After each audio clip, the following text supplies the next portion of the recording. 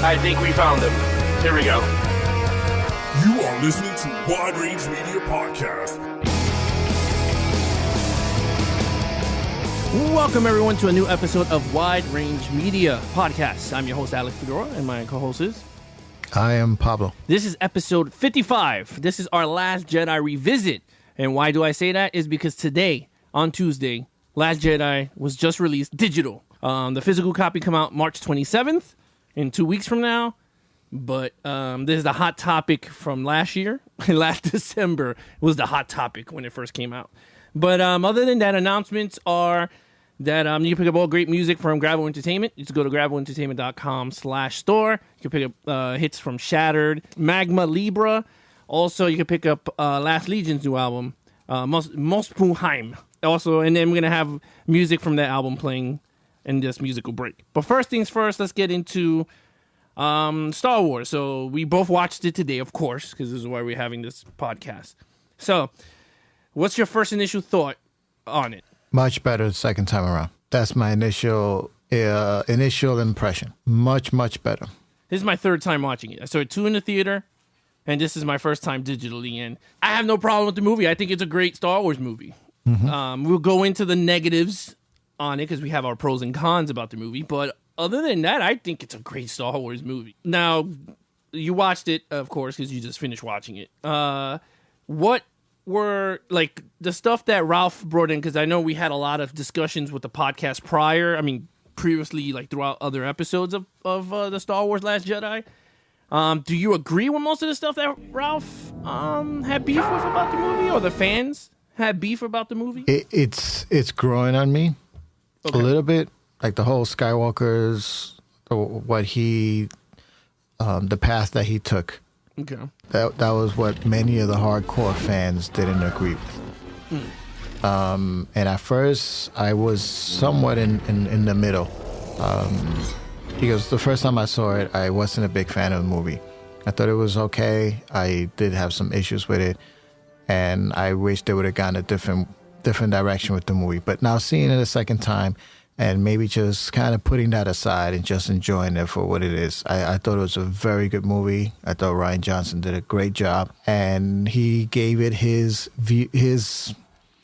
vision of the movie. And it's his vision, and you have to give Lucasfilm a lot of credit for really letting him take this franchise, this beloved franchise, and pretty much do what he wanted to do. And I think, looking back, give it a while. I think looking back, like after a few of Star Wars movies have come out, and you go back, you'll see that this one stands out as one of the better Star Wars film.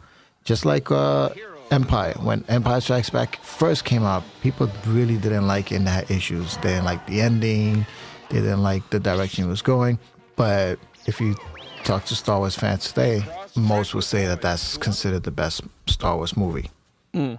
So that was my initial reaction, and I think that as far as some of the arguments, one of them being Luke Skywalker's take on like how he approached everything, I'm okay with it now. I've made my peace. I've come to terms with it. All right. And I think Mark Hamill did too. Yeah, I mean, he had beef, but I mean, there's nothing he could do because he's still getting paid and getting all the royalties from the movie. So it's not like he cares.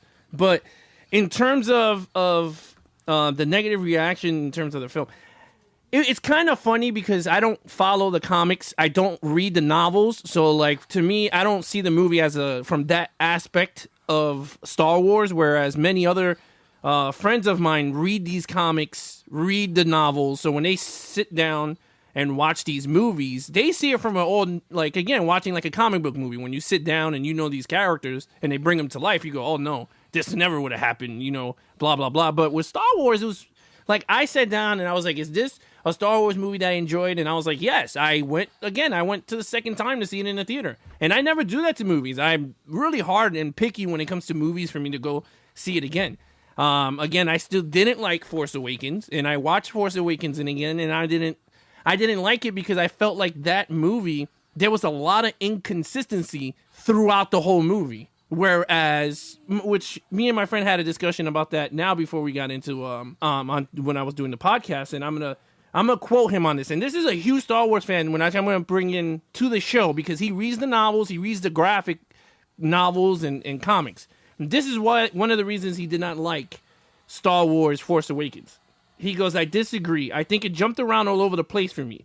They made Kylo Ren as strong as F, which I'll say fudge, strong as F in the beginning, but then he became a whiny thing towards the ending. And I also didn't like how Rey was like, oh yeah, the Force, but doesn't do any Force-like abilities versus Kylo.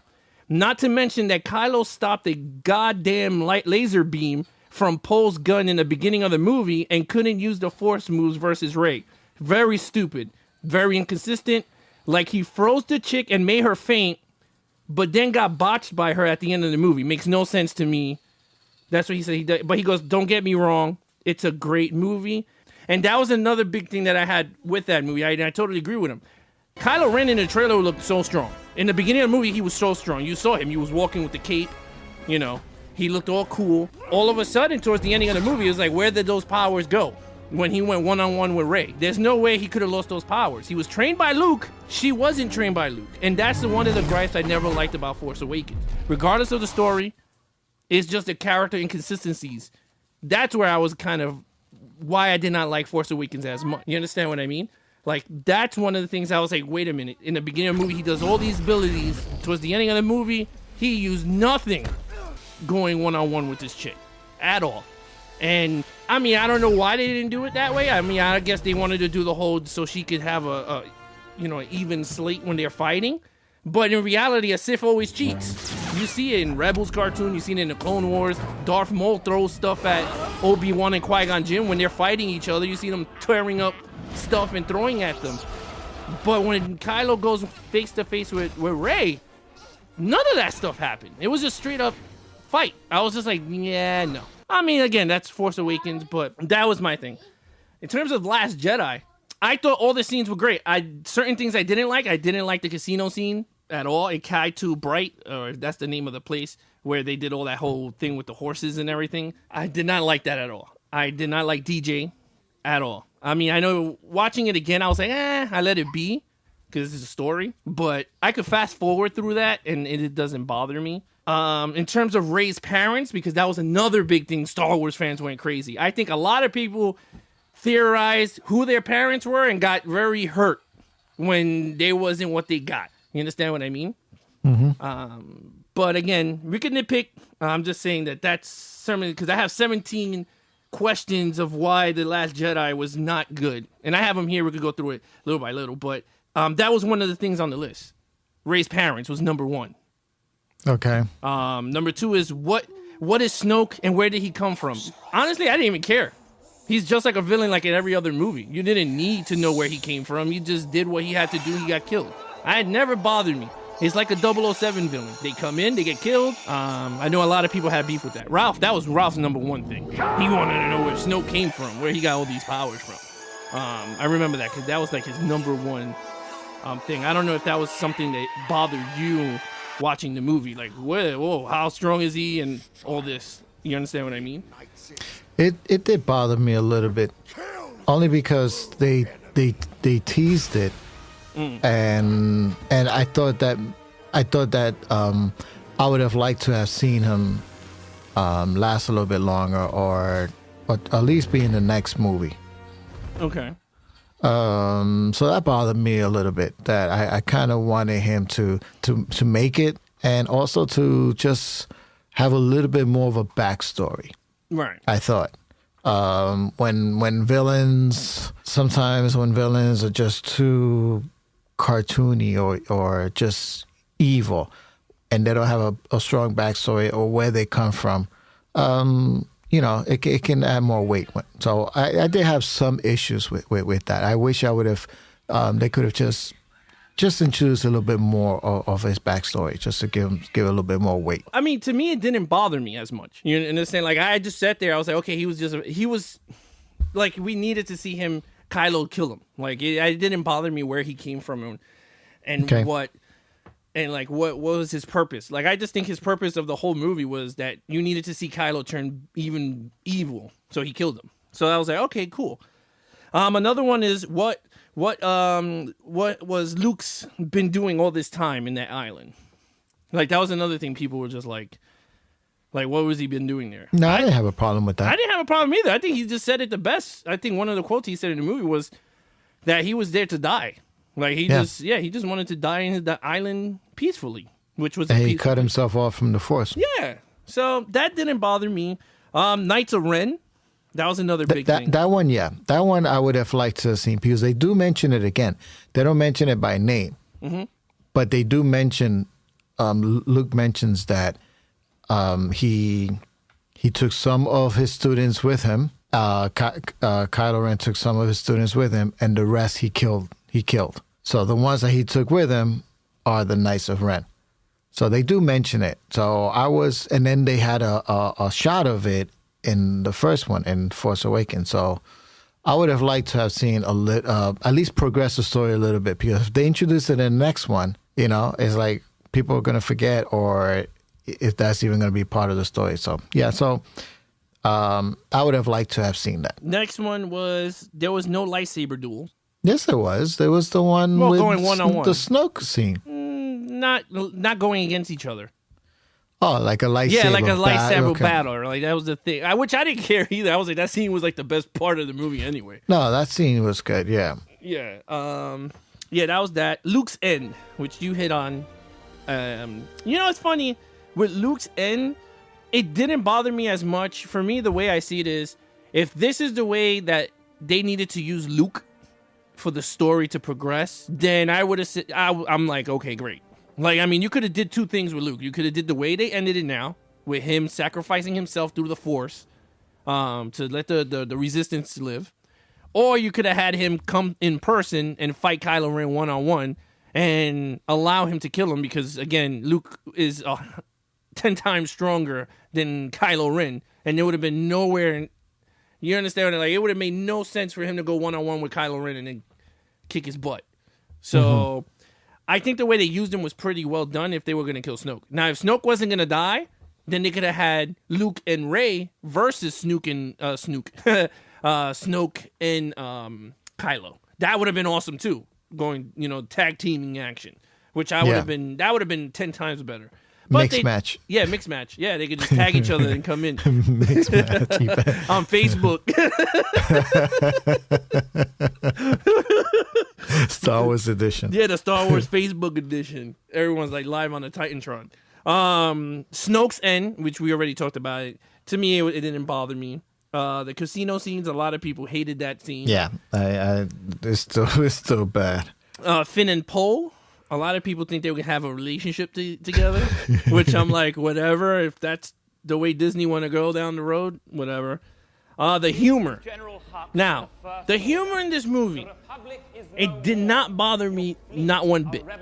Because I watched the cartoons, and the cartoons have the same humor. The same thing, like in the beginning of the movie where Poe is saying, "Oh, I'm waiting for Hux," and Hux is talking to him. He goes, "Am I coming in?" It's like, is the transmission. That is all Rebels. If you watch the cartoon Rebels, they do the same thing. They goof around with the bad guys. So to me, I liked it. I thought it was like a cool thing. Like to me, I say homage to Rebels, like the cartoon, but it's not. But I think it was cool. I thought it was a cool humor thing.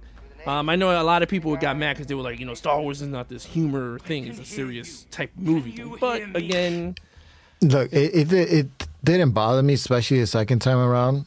Even less, and towards the end, there's really not much humor at all. So it felt like it's mostly towards the beginning and middle part. Yeah. But I mean, if this movie has humor, and it didn't take away from the overall story, then the same thing can be said about Thor Ragnarok. There's humor there throughout the movie, and seeing it again recently, it didn't take away from the story. As a matter of fact, I thought it enhanced the story, and I really liked the bold move that they did with that movie, and made it more humorous. So I think you can have you can't on one end on one side say, oh, Star Wars had humor, called but it didn't name? bother me. And then Thor, but Thor, how dare he, have Revenges? humor in it because he never had humor before. You're getting revenge. It's the same argument. Either guy can't argue have a both name. sides on two different movies. No, That's my thing. I totally agree with you on that because Thor is like a 360 from the first movie to the Ragnarok. It went from a serious, thou shalt now, that whole God, like a God experience, and then he went to like straight comedic God of Thunder. The first Thor had a lot of humor and it was funny. The second one too. The second one even had more humor. Thor and Adventures, it has a lot of humor. Even Loki. Mm-hmm. So I had no problem with it. Nah, next one is Captain Phasma, her death scene and the character used throughout the movie. Now, I have no problems with it. There's a lot of theories, which I don't do theories and I don't do none of that stuff. And a lot of people are saying her suit is fire resistant. Oh, that she's gonna. Yeah, I heard that too. I'm like, whatever. If she does, this is what bothered me with her. go ahead. Chrome Dome. What's wrong with her? Yeah, in The Force Awakens, afterwards, people complained that she didn't do enough, and they came out and they themselves said, "Don't worry, because in the next one, They show her backstory and everything. Yeah, I remember. yeah, she's gonna be." And then in the second one, she was even there less. Yeah. She just shows up at the end for the battle. So that's what bothered me because they came out and said, we're gonna see more of her. If they would have said nothing, then it might have bothered me. But because they did, they themselves put themselves in that in that corner. Yeah, and I think the funny thing about with the Captain Phasma is, I thought she was a solid side character, supporting character. She was the one that controlled the troopers, and I kind of liked that. But again, in this movie, they did not use her well. No. She was I think to me she was the weakest link of the villains.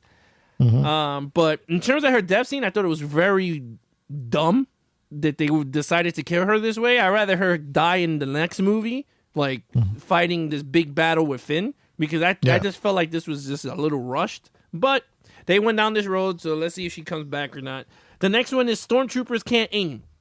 Now, that is one of the biggest things that I did not understand about this movie. First of all, you got 13 land speeders coming towards you, right? You got high-tech weaponry, like weapons, shooting at them. You mean to tell me none of them could shoot them dead on? Like, all of them would have been dead in like 2 seconds. And that's the thing that had me laughing. I was like, these stormtroopers, if it's a stormtrooper, that's... Well, all right, let's just backtrack. The one thing about Star Wars that it always irked me is when they're doing shooting at each other. Because these guys have no aim, and I'm like, this makes no sense. And then when they fighting Jedis are, you could tell they marksmen with their lightsabers because they're just dodging all of them. But I'm like, wait a minute, but like in this movie's perfect example, you got 6 speeders coming towards them, not even going away. And then you got like the big, the TIE fighters coming in, and none of those dudes get hit. None of the 6 speeders. Until the Millennium Falcon comes, destroys all of them, and I'm like, oh, that's pretty cool. But again, that's one point of the movie. The other point, which I thought it was really stupid, is this whole chase scene against the Resistance. All they had to do was just light speed to the other side and kill them off. Like, that was another stupid move of we're going to wait out. We're going to chase him on a slow burner chase scene in space. I was like, this makes no stupid sense. Kylo Ren could have took it out in 2 seconds, but they didn't want to do it. He was like, return, because Snoke needed you. I was like, what? The guy could have just wiped out that whole ship in 2 seconds with 3 TIE fighters and himself. But they didn't go down that road. I'm not going to complain about it, but it's pretty funny, though. Stormtroopers can't aim. Number 15, people said the villain sucked throughout the movie. Which villain? They said Snoke? Kylo. Technically, a lot of people are not saying Kylo is a villain because he's torn between, he has the conflict between the two. Until the ending of the movie when he becomes fully Kylo. Phasma, so they're saying that all those people, stunk. Okay. I don't agree with that. Not me either. Han Solo, they keep mentioning Han Solo like if he was going to come back. Why? I don't know. I didn't get it. Throughout the movie, they did mention Han Solo like 3 or 4 times. They mentioned him. Yeah, Luke said it in the beginning when he said to Chewie, he's like, "Where's Han?" And he then you had the dice at the end of the movie. And then they have another point in the movie. I think they did reference Han Solo also, which I was just like, okay, whatever. But overall, in terms of that, I mean, that's pretty much it in terms of all the negativity towards the film. Look, like I said, the movie grossed a lot of money. It made $1.3 billion in the box office. Yeah, that's successful.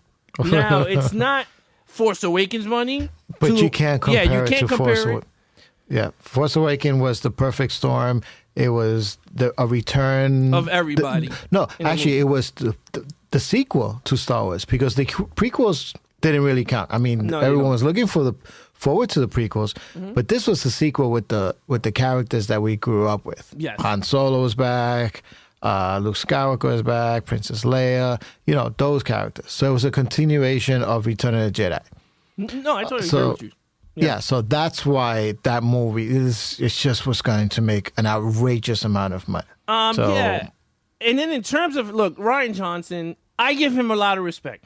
Me too. He took a risk. To me, he took the right risk. He could have just redid Empire Strikes Back, remodeled or retold. He could have played it safe. Yeah, he could have played it way safe, and he didn't. And you know what? If a lot of people got a lot of gripes with him, then you know what? Get gripes because you want. My thing is, everyone's J.J. Abrams, did the best movie out of the whole thing, right? Force Awakens was the best one. If you want to compare the two, Force Awakens is the best one. My thing is, J.J. Abrams played it safe. Not like he took a risk. But, and again, you said... Yeah, I disagree with that. Huh? Well, think about it. It's a new No, I disagree with him getting flack for playing it safe when that's what he needed to do to bring the franchise back. It needed to be safe. It couldn't take risk. Not the first one. Right. Especially after the prequel. So J.J. Abrams was told, okay, it got to be similar to, New Hope because you got to bring the old generation and the new generation back. You got to introduce new characters, so you got to play it safe. I understand that.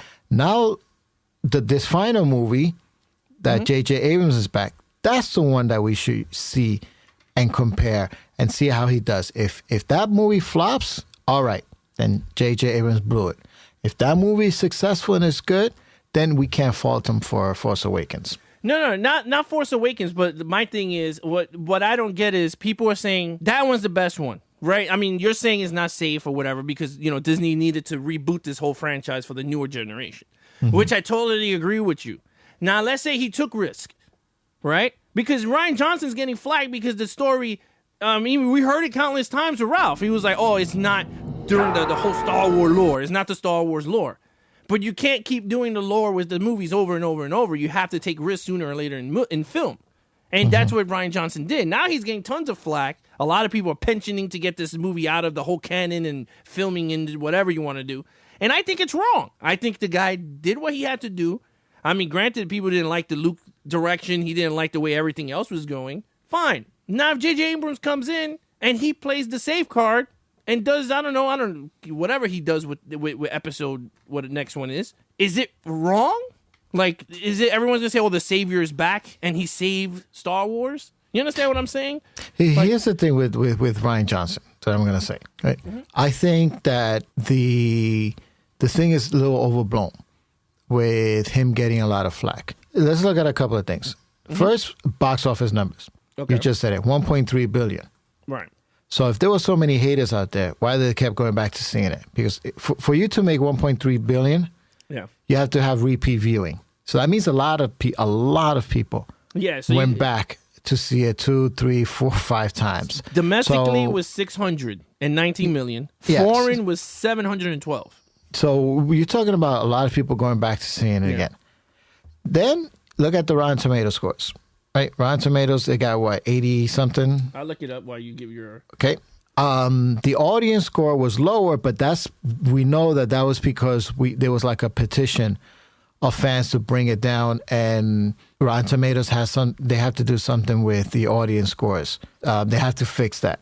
So we know that number, it's not true to what the audience. If you look at the cinema score audience, that's more... more true to what the audience thought of it. And the cinema score, I think, was an A. All right, so right now, Rotten Tomatoes is at 90%. Okay, that's 90%. You got 48% liked it. That's the audience score. Okay, and we know about the audience and, Yeah. and what there was a group of people that were bringing it down on purpose. The critics the haters. gave it a 96%. Okay, and what is cinema score? Cinema score is more true to what the audience, because they poll the audience like right after they come out of the theater. Is that Rotten Tomato? No, that's cinema score. It's another website, and they rate it by letters. And I think the cinema score was for Last Jedi. I think it was an A or an A minus. Last Jedi was an A Yeah, across See? the board. Yeah. So right there, you have audience gave it A rating. You have critics giving it a 90-something%. Right? You got 1.3 billion box office. So I think this very small group of haters, they just have a loud voice. Yeah. And because they have a loud voice and they're negative, tends to draw attention in the media. So it seems like there's a lot of people who hated this movie. But in fact, the people who did not like this movie are very few. So Rian Johnson should not feel any... No, the proof is there. No, I agree with you. I think he should be proud of his work. Yeah, the proof is there. If he needs to help J.J. Abrams continue the story, then you know what? You let the guy do what he had to do. If they, you help each other out just to see where, why he did Last Jedi the way he did, he can help him out, whatever. But and they gave him a series, right? He's only now doing the first one because of all the backlash. He's writing and directing the one, but the other two, they said they're going to look for the other directors. Yeah, I don't think originally he was going to direct everything. I think he was going to be part of the creation of it. Of what, Last Jedi? No, of this new Star Wars series that they're doing. No, he was gonna do the. No, they gave him the whole trilogy. They gave him the whole thing. Yeah, they gave him the whole thing. But not to direct them all. No, it was to create it. The first one is written, directed by him. Yeah. And then the second and third, because of the whole thing that was going on, he's going to write them, but he's going to find two other directors to do them. Now, look, it is what it is. They gave him another trilogy to do because they saw something in him. I saw something in him, and everyone said, oh, it's a bad movie, bad scripted, bad directed. I don't think the directing was bad. I enjoyed the fighting scenes. The fighting scenes were well done. The CGI was used in the right parts of the movie. I thought I liked the fact that he went to practical effects again. It didn't go straight to CGI in all these parts of the movie. I thought when the fighting scenes with the X-wing and the TIE fighters at the beginning of the movie, I thought it was amazing. With the whole bombers going down, I thought that set up the whole movie perfect. Now I just think where he went wrong was that whole casino scene. If you take all that out, I think that's a solid Star Wars movie. You take out that whole go get the keymaster to let that stunk. Other than that, I thought this movie, I enjoyed it. Am I gonna see? I mean, I brought it, so of course I'm gonna see it again and again. But I can't see why the flack is going on with this. And again, Star Wars: Last Jedi, to me, as of right now, out of the two, I enjoy watching more. I thought it was a more grounded, felt more realistic for some reason to me. Like the way it was directed, to me it felt like Dark Knight status. You know how like Christopher Nolan shot that dark, like that whole tints. Like that whole darkness scenes. You understand what I mean? Like it's not bright. Like The Force Awakens was very bright in certain scenes. It was like bright.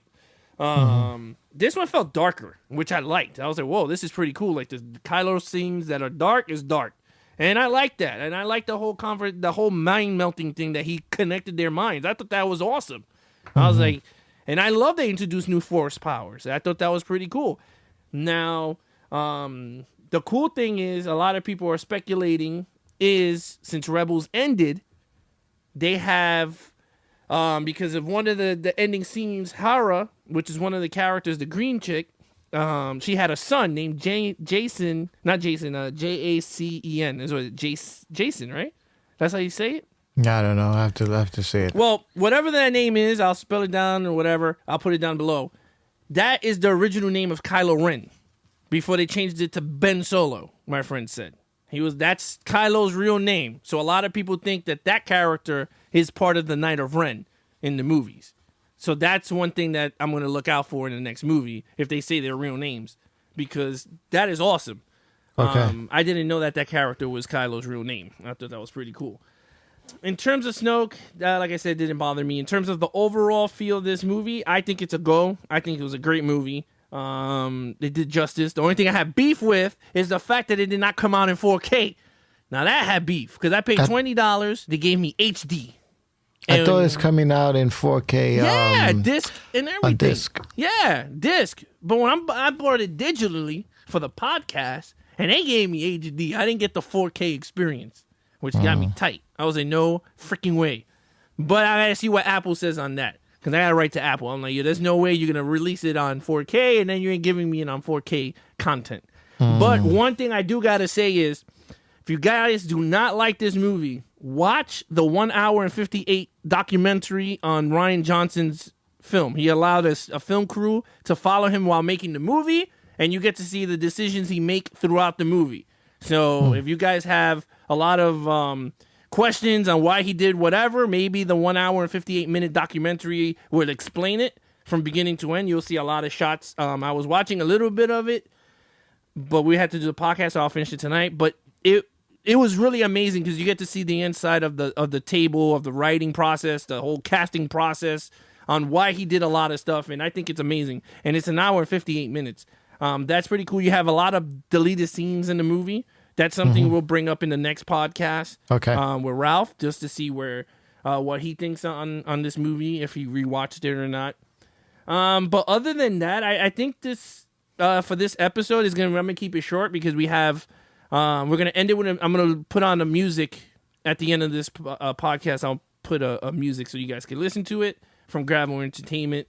Just give more put more stuff out in terms of unsigned music for you guys. But in terms of Star Wars as a whole, with The Last Jedi, I think this was a home run. And I thought I didn't drink the Kool-Aid when I saw it the first two times because everyone hated it, and I was like, oh, I had to like it. No, I actually really enjoyed it. I thought this is exactly what I thought when I first saw it the first two times in the theater. It was a super good Star Wars movie. That's what I thought of it. Yeah. I don't know what you think, so go ahead. Say your last stuff, your final quotes. Yeah. What do you think? Your final thoughts? No, I enjoyed it. I think that so far, Lucasfilm, when they bought the rights from George Lucas, have been doing a good job. Force Awakens, I loved. Rogue One, I loved. Last Jedi, I'm going to see it again. I'm beginning to love it. And I'm looking forward to Solo. I'm actually looking forward to Solo. And then Episode 9 next December. Yeah, that I'm looking forward to. Solo, I don't know. But I am looking forward to Episode 9. Other than that, guys, I'm going to leave it off here. Episode 56 is going to come out. We're going to do the Battle of the Trilogies between Christopher Nolan's Batman series against the Captain America Marvel series. And see which one is the number one supreme of trilogies. Which that's going to be a good topic of argument. Other than that, guys, I'm going to leave you... Well, I'm your host, Alex Figueroa, And I'm Pablo. I'm going to leave you with Last Legion's new song called God of Chaos.